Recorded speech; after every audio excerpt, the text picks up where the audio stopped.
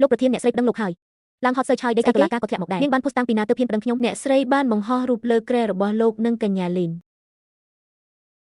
ឯងបានប្រាប់រឿងយប់នោះទៅ Thailand មែនទេមូឈីងអូនគ្រាន់តែមិនចង់ឲ្យនាងតាមរំខានបងទៀតឥឡូវពេញវីបូសុទ្ធតែរូបលើគ្រែរបស់អញនឹងឯងកិត្តិយសដែលអញខំស្ដារឡើងវិញពីនេះអូនមិនដឹងថានាង screenshot ទុកទេអញប្រាប់ហើយថាកុំឲ្យប្រាប់រឿងថ្ងៃនោះទៅអ្នកណាតែអញបែរជាងាកក្រោយផ្ញើរូបទៅឲ្យ Thailand ទៅវិញអញលែងមានចិត្តលើបងយូរហើយនាងមានទម្រង់ចង់បំផ្លាញបងតាំងពីយូរម្លេះមូឈីងអ្នកដែលបំផ្លាញបងគឺនាងមិនមែនអូនទេយកទូរស័ព្ទនាងមកតាក់ទងទៅ Thailand ខ្ញុំចង់ចរចាជាមួយនាងនេះជាលើកទី1ហើយដែលម៉ាក់ទិញការ៉េមឲ្យកូនពីមុនម៉ាក់មិនដែលខ្វល់ពីកូនទេមិនដែលមកយកកូនពេលចេញពីរៀនមិនដែលទិញនំឲ្យហើយសូម្បីតែប្រជុំអាណាព្យាបាលក៏មិនដែលទៅដែរពីមុនម៉ាក់ធ្វើមិនបានល្អសុំទោសណាកូនតែចាប់ពីពេលនេះទៅម៉ាក់ចង់សងជំងឺចិត្តកូនវិញតើបានទេកូនម៉ាក់បានរៀបចំបន្ទប់ថ្មីសម្រាប់កូនមានគូរូបកាយដែលកូនចូលចិត្តហើយថែមទាំងមានដំឡើងតេឡេទស្សន៍ទៀតកូនមើលចូលចិត្តអត់ម៉ាក់ពិតជាត្រូវការកូនមែនទេកុំកុហកទៀតអីណាម៉ាក់ត្រូវការកូន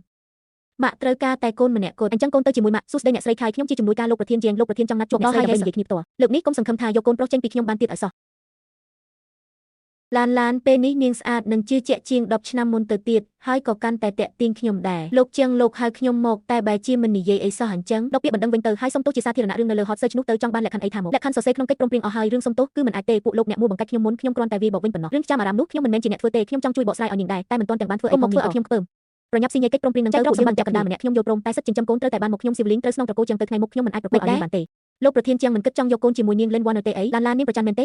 ខ្ញុំដឹងថាខ្ញុំជាមួយលេនវ៉ានពិតជាមិនមានអីពិតមែនរូបលោកប្រធាននៅលើក្រែនៅជួរលោកប្រធាននៅឡើយទេលោកប្រហែលជាមិនបានទេដឹងខ្ញុំសុំត្រឹមតែសុខខ្ញុំចង់ខាងក៏បានបែបនេះបានហើយមែនទេឡានខ្ញុំមិនដែលគិតសោះថាពួកយើងដើរមកដល់ចំណុចនេះជាងមីថេងកុំមកពុតលោកធ្លាក់ដល់ចំណុចនេះគឺធ្វើខ្លួនអញទេនិយាយជាមួយលោកសុទ្ធតែពីអត្ថប្រយោជន៍មើលទៅចរចាមិនត្រូវរើគ្នាទេតោះជួបគ្នានៅឡានបើនាងពិតជាស្រឡាញ់កូនមែនទុកឲ្យគេនៅជាមួយខ្ញុំទៅនាងយកគេទៅគេត្រូវទៅសម្របខ្លួននឹងបរិយាកាសថ្មីនាងធ្លាប់គិតពីអារម្មណ៍របស់គេទេម្យ៉ាងទៀតការងារនាងទើបតែចាប់ដើមនាងត្រូវរវល់ច្រើនឯណាមានពេលនៅកំដរកូនសួរឲ្យគេនៅជាមួយខ្ញុំពេលណានាងនឹងកូនចាំមកលេងគេកូននៅជាមួយខ្ញុំបើនាងចង់ជួបគេនាងត្រូវតែមករកខ្ញុំប្រកាសជាធ្វើឲ្យនាងបដូរចិត្តវិញឲ្យបានឲ្យស៊ីវលីងសម្រាប់ចិត្តខ្លួនឯងទៅថានៅជាមួយអ្នកណាមិនឲ្យអ្នកណាបង្ខំគេទេហើយក៏មិនអាចក្រឡាស់សម្ដីដែរស៊ីវលីងប៉ាសុំសួរកូនមួយកូនចង់នៅជាមួយប៉ាឬចង់ទៅនៅជាមួយម៉ាក់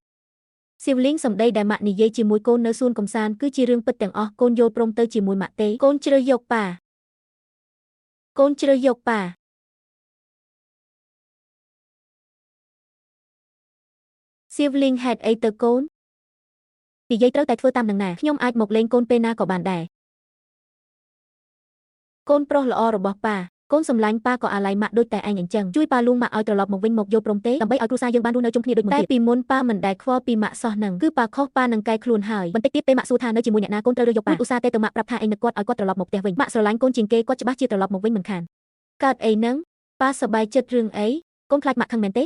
េមិនអីទេម៉ាក់មិនមែនមនុស្សបែបហ្នឹងឡើយតែអំបាញ់មិញម៉ាក់យំតតែបានប៉ាឃើញហើយតែធ្វើមិនដឹងសោះហ្មងចុះមិនបានប៉ាចង់តាមលួងម៉ាក់មកវិញក៏ដើម្បីគ្រួសារយើងនឹងណាពីមុនពេលម៉ាក់នៅផ្ទះប៉ាមិនដែលសំបីនិយាយជាមួយគាត់ផងប៉ុន្មានឆ្នាំហើយដែលប៉ាមិនដែលមកញ៉ាំបាយផ្ទះសោះនោះថ្ងៃណាក៏ដោយឲ្យតែមកដល់គឺឡើងទៅបន្ទប់ម៉ាក់យំរងចាំប៉ានៅបន្ទប់ទទួលភ្ញៀវប៉ាមិនទាំងខ្វល់ផងអំបាញ់មិញក៏អញ្ចឹងដែរកូនពិតជាចង់ឲ្យម៉ាក់ត្រឡប់មកវិញទៅព្រមជួយប៉ានោះប៉ាកុំធ្វើឲ្យកូនខកបំណងណាអូខេប៉ាច្បាស់ជាតាមលួងម៉ាក់ត្រឡប់មកវិញមិនឲ្យកូនខកបំណងទេប៉ាច្បាស់ជាតាមលួងម៉ាក់ត្រឡប់មកវិញមិនឲ្យកូនខកបំណងទេជាងមូឈីងលោកពិតជាពូកែគិតលេខមែនតាមលួងឈុយឡានត្រឡប់មកវិញដើម្បីបានទ្រព្យសម្បត្តិពាក់កណ្ដាលនោះមកវិញតែឈ្មោះអាក្រក់កន្លងមកក៏អាចលៀងជំរះបានដែរចុះចំណែកខ្ញុំវិញខ្ញុំបម្រើគ្រួសារលោកប៉ុន្មានឆ្នាំមកនេះគិតចង់ធាក់ខ្ញុំចោលមែនទេ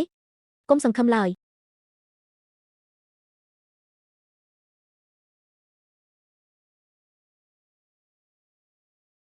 មិនក៏ញ៉ាំមិនចូលអញ្ចឹងកូននឹកម៉ាក់ណាស់ស៊ីវលីងនៅចាំថ្ងៃញ៉ាំលៀងនឹងបានទេលោកពូដែលនាំម៉ាក់កូនឯងចេញទៅនោះអីគាត់គឺជាសង្សារថ្មីរបស់ម៉ាក់កូនឯងនឹងណាមិនយូរទេម៉ាក់កូនឯងនឹងមានគ្រួសារថ្មីហើយកូនត្រូវតែទទួលយកការពិតមួយនេះទៅមិនពិតទេមីងឯងក៏ហកខ្ញុំប៉ាមីងលីនប្រាប់ថាម៉ាក់មានគ្រួសារថ្មីហើយអញ្ចឹងម៉ាក់លែងត្រឡប់មកវិញហើយមែនទេប៉ាឯងនិយាយរឿងអស់នេះប្រាប់ស៊ីវលីងមានបំណងអីឲ្យប្រាកដមូឈីងអូនគ្មានបំណងអាក្រក់ទេណាឈុយឡាននិយាយលួងលោមតែប៉ុន្មានម៉ាត់ក្មេងនេះចេញមកការពារនាងបាត់ទៅហើយការពិតមែនបើមិនមែនកូនបង្កើតខ្លួនឯងទេចិញ្ចឹមមិនក៏មិនកក់ក្ដៅដែរប៉ានទោះខ្ញុំឆ្លោះគ្នាជាមួយឡានដល់កម្រិតណាវាជារឿងគ្រួសារខ្ញុំលើកក្រោយបើឯងនិយាយពីអស់នេះទៀតរៀបចំអីវ៉ាន់ចេញពីផ្ទះនេះទៅមូឈីងអូនគ្រាន់តែអាណិតបងនឹងកូនតើទឹកចិត្តអូនបងយល់តែអូនមិនគួរនិយាយដល់ម៉ាក់គេប្រាប់កូនបែបនេះទេមីងលីនគាត់និយាយលេងទេតើតោះឡើងទៅលើកូន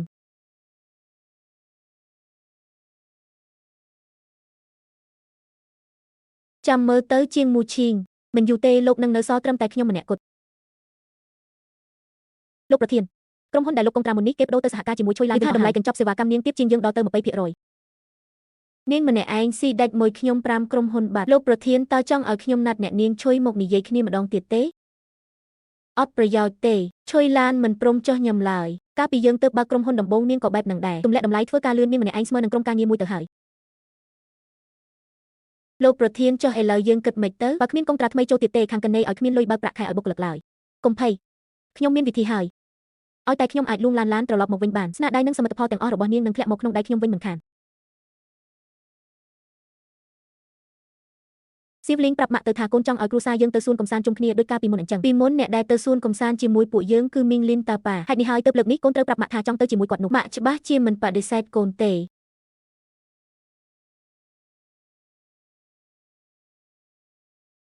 ម៉ាក់ប៉ាម៉ាក់ជិះឡានបុកគ្នាជាមួយកូនមកលេងឡានបុកគ្នានឹងកូនមិនខ្លាចទេអីបើមានម៉ាក់ជិះជាមួយកូនមិនខ្លាចទេឡានញ៉ាំទឹកសិនទៅម៉ាក់ចាំកូនអ្នកមួលគម្របឲ្យ